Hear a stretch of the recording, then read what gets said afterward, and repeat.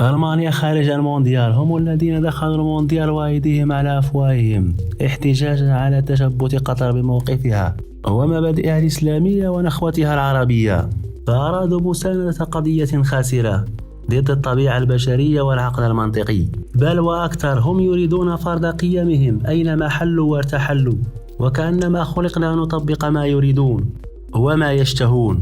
وضعوا أيديهم على أفواههم ونسوا أن يثبتوا أقدامهم في الملعب لضمان المرور للدور الثاني. وأما الآن وبعد هذا الإقصاء المرير فيمكنهم وضع أيديهم أينما شاءوا عند عودتهم لبلادهم.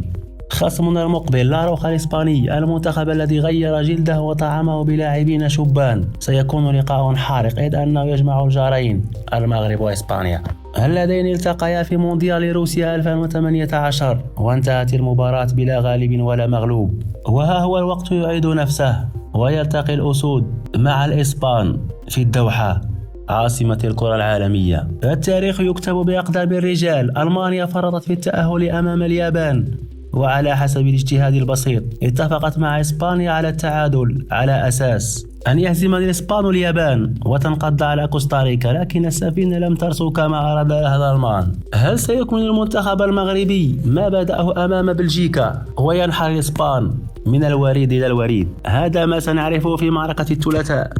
نتمنى الغلبة للأسد الأطلسي والوصول لما هو أبعد في ظل وجود تركيبة متكاملة الخطوط. إذا كنت كتفرج فينا من يوتيوب وقال لك بلي قناة جرعة كتستحق الدعم ديالك، ما تنساش تابونا، وأهم حاجة دير لايك وتبارطاجي الفيديو باش يوصل للناس جداد، وما تنساش تتابعنا على الفيسبوك والانستغرام.